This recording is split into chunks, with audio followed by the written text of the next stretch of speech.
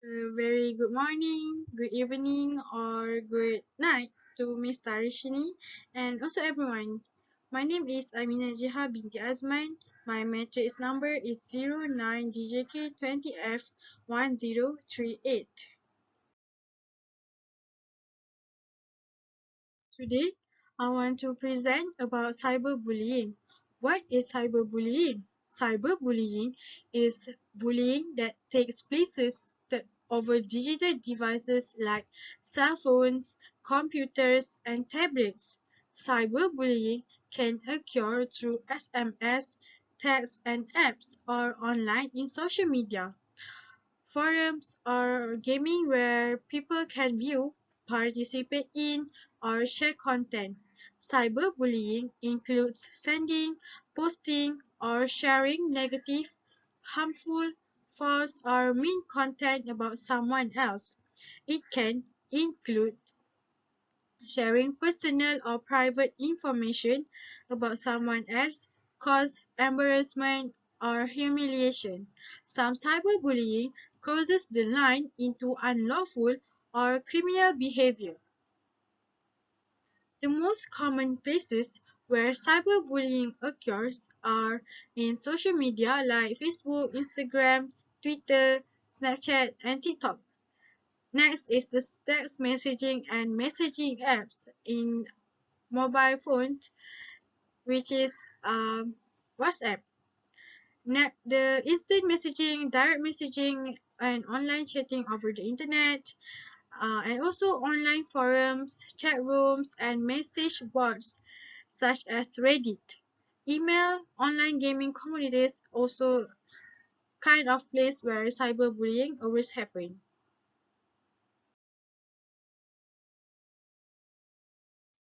The bar graph shows about the number of cyberbullying cases in 2018. First and foremost, the number of cyberbullying cases in India was slightly higher than the cases in Brazil. It can be seen that there were 37 cases in India and 29 cases in Brazil. Next, the cases in Brazil were fractionally higher than the cases in United States. It can be seen that the cases in Brazil were 29 and the United States were 26. Besides that, the cases in US were marginally higher than the cases in Belgium. It can be seen that there were 26 cases in US and 25 cases in Belgium. In addition, the number of cyberbullying cases in Belgium were fractionally lower than South Africa. It can be noticeable when the Belgium cases were 25 and South Africa were 26. Moreover, the cases in South Africa were marginally higher than the cases in Malaysia. It can be recognized that 26 cases in South Africa and 20 cases in Malaysia. After that, the cases in Malaysia and Sweden were same. It can be seen that the cases were 23. Next, the cases in Sweden were fractionally higher than the cases in Canada. It can be seen that there were 23 cases in Canada, in Sweden, and 20 cases in Canada.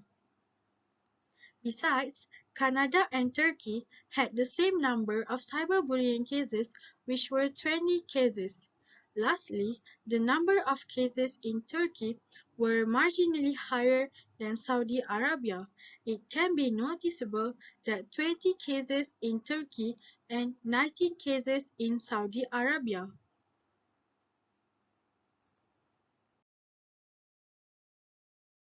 Due to cyberbullying, there are some effects happen to the victims. The pie chart above is about the effects of cyberbullying. First and foremost, nearly two-thirds of victims develop an eating disorder. Secondly, exactly two-thirds victims start to skip class. Thirdly, slightly more than one-tenth victims stop using their social media. In addition, slightly over two-thirds victims engage in self-harm and delete their social media. Besides, slightly more than one-tenth had suicidal thought. Moreover, almost to a fifth developed depression.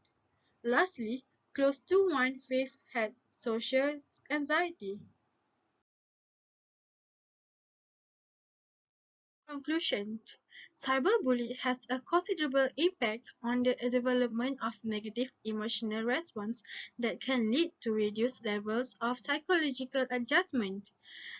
To avoid cyberbullying, do not post anything online that you want to keep private.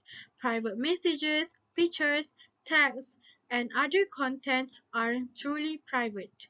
Once they are out there, a bully could get hold of a copy and use it to harm you. Next, make use of privacy settings on social media.